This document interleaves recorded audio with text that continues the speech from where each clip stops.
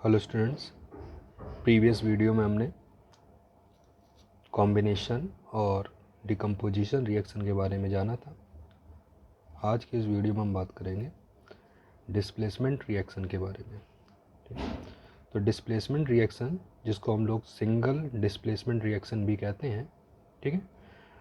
तो क्या होती है डिस्प्लेसमेंट रिएक्शन और क्यों इसे सिंगल डिस्प्लेसमेंट के नाम से भी जाना जाता है, चलिए देखते हैं। Displacement reaction is a chemical reaction in which a more reactive element displace a less reactive element from its compound। कहते हैं एक ऐसी रिएक्शन जिसमें आपका कोई ऐसा एलिमेंट जो कि हाईली रिएक्टिव है, ठीक है, और जब वो एलिमेंट किसी ऐसे कंपाउंड के कांटेक्ट में आता है जिसमें आपका लेस रिएक्टिव एलिमेंट प्रेजेंट है, तो वो हाईली रिएक्टिव एलिमेंट क्या करता है, उस लेस रिएक्टिव एलिमेंट को उस कंपाउंड से रिप्लेस कर देता है। ठीक है, तो रिप्लेस कर देना या डिस्प्लेस कर देना, यानी उसकी पोजीशन से हटा देना, ठीक है, और उसकी जगह खुद प्लेस हो जाना, वो कहते हैं हम लोग डिस्प्लेसमेंट रिएक्शन। तो वही बोलते हैं displacement reaction is a chemical reaction in which a more reactive element displace a less reactive element from its compound. Both metal and non metal take part in our displacement reaction. ठीक है, displacement reaction में दोनों तरह के ही element participate कर सकते हैं, चाहे वो मेटल हो चाहे वो नॉन मेटल हो। This can be represented by a general equation. इसको कैसे रिप्रेजेंट करते हैं, तो कहते हैं इसमें एक रिप्रेजेंट करने के लिए सबसे पहले कोई कंपाउंड होता है। तो ये कंपाउंड है आपका AB, और एक एलिमेंट है जो कि हाईली रिएक्टिव है, और जो C जो है यहाँ पर जो कि हाईली रिएक्टिव है, हमने कह दिया जो C है उसकी जो रिएक्टिविटी है वो क्या है, A से भी ज़्यादा है।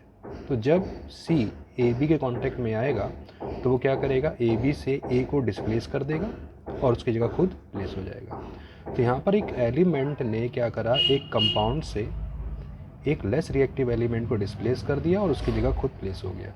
ठीक है, तो यहाँ पर एक एलिमेंट पार्टिसिपेट कर रहा है जो कि एक कंपाउंड से क्या कर रहा है, एक लेस रिएक्टिव एलिमेंट को डिस्प्लेस कर रहा है। इसलिए हम लोग क्या नाम दे रहे हैं इसको, सिंगल डिस्प्लेसमेंट रिएक्शन। मतलब एक इसमें एलिमेंट होता है और दूसरा क्या होता है, कंपाउंड होता है।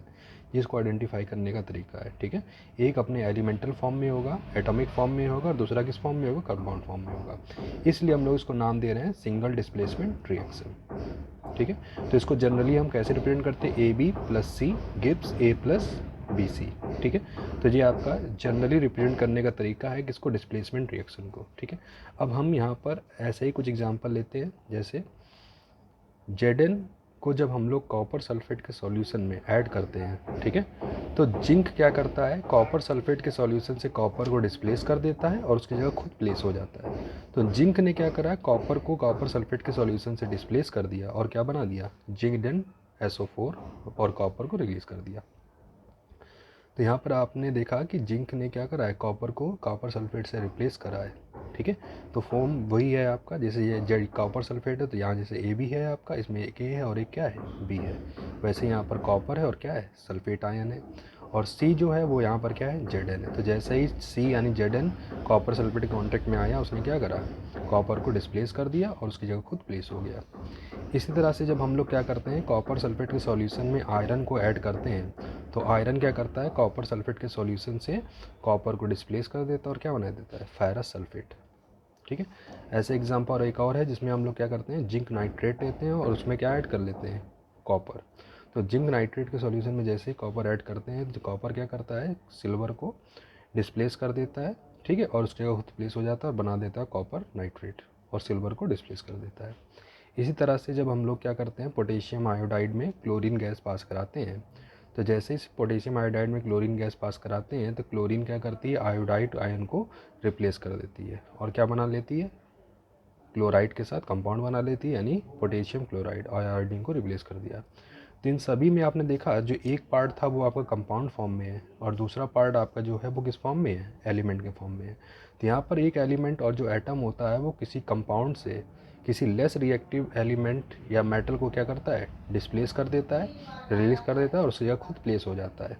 इसलिए इस रिएक्शन को डिस्प्लेसमेंट या सिंगल डिस्प्लेसमेंट रिएक्शन के नाम से जानते हैं। ठीक है, नेक्स्ट आ जाता है बेटा डबल डिस्प्लेसमेंट रिएक्शन। ठीक है, यहाँ पर आप जो देख रहे थे कि एक एलिमेंट फॉर्म में होता है और एक कंपाउंड फॉर्म में होता है। डबल डिस्प्लेसमेंट में क्या होगा, दोनों ही स्पीसीज आपके क्या होंगे, कंपाउंड के फॉर्म में होंगे। ठीक है, जो आइडेंटिफाई करने का तरीका है कि जो आपकी रिएक्शन है वो किस फॉर्म में है, डबल डिस्प्लेसमेंट रिएक्शन है। ठीक है, तो कहते हैं the reaction in which elements are exchange between two compounds. दो कंपाउंड दिए गए हैं जिनमें एलिमेंट क्या होते हैं, आपस में एक्सचेंज हो जाते हैं।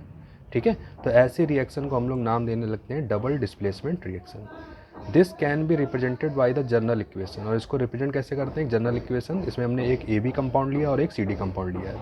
ठीक है, तो ए बी कंपाउंड एक सी डी कंपाउंड है। जब भी कोई कंपाउंड लिखा जाता है उसमें जो फर्स्ट एटम होता है वो आपका पॉजिटिव होता है और सेकंड एटम क्या होता है, नेगेटिव।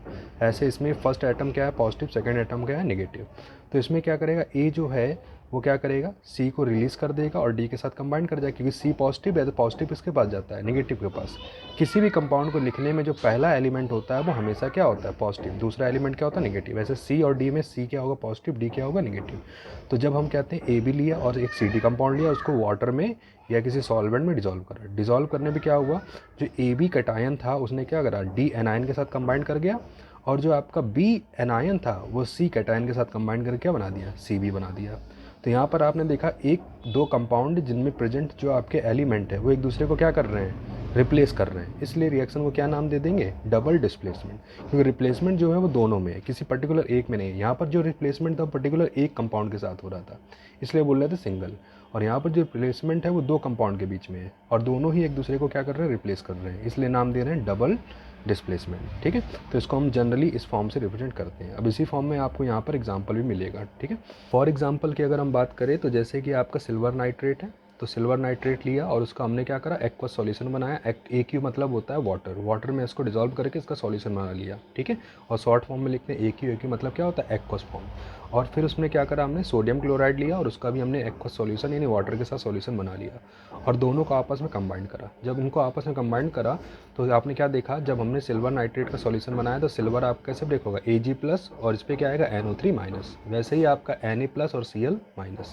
तो इसका जो Cl- है वो किसके साथ कंबाइन कर जाएगा, Ag+ के साथ कंबाइन कर जाएगा और क्या बना देगा, सिल्वर क्लोराइड। और इसका जो NO3- है वो उसके Na+ के साथ कंबाइन कर जाएगा, यानी कि बन जाएगा NaNO3। ठीक है, जो कि एक्वस फॉर्म में बना रहेगा। और सिल्वर क्लोराइड जो है सॉलिड, S मतलब सॉलिड फॉर्म में क्या होगा, अलग हो जाएगा। तो इस तरह से आपने क्या देखा, सिल्वर ने क्या करा, इसके सोडियम को रिप्लेस कर दिया और क्लोरीन के साथ कंबाइन कर गया, और सोडियम ने क्या करा, इसके सिल्वर को रिप्लेस कर दिया और नाइट्रेट के साथ कंबाइन कर गया। तो एक दूसरे को ये क्या कर रहे हैं, रिप्लेस कर रहे हैं, इसलिए नाम दे रहे हैं डबल डिस्प्लेसमेंट या डबल रिप्लेसमेंट भी बोला जाता है। सेकंड एग्जांपल में आप देखते हैं, हमने लेड नाइट्रेट लिया और उसका एक्वा सॉल्यूशन बनाया, और सोडियम सल्फेट लिया और उसका एक्वा सॉल्यूशन बनाया। दोनों के एक्वा सॉल्यूशन बनाने के बाद हमने इनको आपस में ऐड कर दिया। ऐड करने पे आपने क्या देखा, जो लेड आयन है वो सोडियम को निकाल देगा और सल्फेट के साथ कंबाइन कर जाएगा, तो क्या बन जाएगा, लेड सल्फेट। और उसी तरह से सोडियम जो है वो नाइट्रेट के साथ कंबाइन कर जाएगा, तो क्या बन जाएगा, सोडियम नाइट्रेट। ठीक है, नेक्स्ट एग्जांपल में आप देख रहे हो HCl जो कि एक एसिड होता है, नाम देते हैं हाइड्रोक्लोरिक एसिड का। हमने क्या करा, एक्वा सॉल्यूशन बनाया। और एक आपने क्या लिया, NaOH सोडियम हाइड्रोक्साइड जो कि एक बेस होता है, और उसको हमने क्या करा, एक्वा सॉल्यूशन बनाया और इन दोनों को आपस में ऐड करा। ऐड करने पर क्या देखा, जी आपका ब्रेक हो गया था H+ और Cl- में, जो आपका ब्रेक हो गया था Na+ और OH- में। तो इसका H+ किसके साथ चला जाएगा, OH- के साथ। तो H+ और OH- मिलकर क्या बना दिया, H2O। और इसका Na+ और Cl- मिलकर क्या बना दिया, NaCl। ठीक है, नेक्स्ट एग्जांपल में आपने क्या देखा, सोडियम सल्फाइड है। ठीक है, इसका भी हमने एक्वा सॉल्यूशन बनाया। और हाइड्रोक्लोरिक एसिड जो कि ऊपर लिया गया था उसका भी हमने एक्वा सॉल्यूशन बनाया और उसको ऐड कर लिया। तो इसका जो सोडियम आयन है वो उसके क्लोराइड आयन के साथ कंबाइन कर जाएगा और क्या बना देगा, सोडियम क्लोराइड। और जो आपका हाइड्रोजन है वो सल्फ़र के साथ कंबाइन करके, ठीक है, क्या बना देगा, हाइड्रोजन सल्फाइड। ठीक, और जो कि गैस फॉर्म में यहाँ से रिलीज़ हो जाता था। तो यहाँ पर आपने देखा कि डबल डिस्प्लेसमेंट में जो आपका एग्जांपल है उसमें जो कंपाउंड, जो सब्सटेंस आप ले रहे हैं वो in the form of compound ले रहे हैं, दोनों ही कंपाउंड है, इसलिए जो कि एक दूसरे को क्या कर रहे हैं, रिप्लेस कर रहे हैं। और जबकि आपने जब सिंगल डिस्प्लेसमेंट में देखा था तो उसमें आपने देखा था कि एक फॉर्म तो कंपाउंड फॉर्म में होता है, दूसरा एलिमेंट, यानी एक कंपाउंड सिर्फ क्या करता है, एक एलिमेंट क्या करता है, सिर्फ कंपाउंड, एक ही कंपाउंड को रिप्लेस करता है। ठीक है, जो कि दूसरा कंपाउंड फॉर्म में ना होने की वजह से इसमें रिप्लेसमेंट नहीं होता, इसलिए बोलते हैं सिंगल। और यहाँ पर जो रिप्लेसमेंट हो रहा है वो क्या हो रहा है, डबल रिप्लेसमेंट। तो इस तरह से आपने जाना कि डिस्प्लेसमेंट रिएक्शन क्या होती है और सिंगल डिस्प्लेसमेंट और डबल डिस्प्लेसमेंट रिएक्शन को आप कैसे आइडेंटिफाई कर सकते हैं। ठीक है, तो इस वीडियो में इतना ही, बाकी हम लोग देखेंगे नेक्स्ट वीडियो में।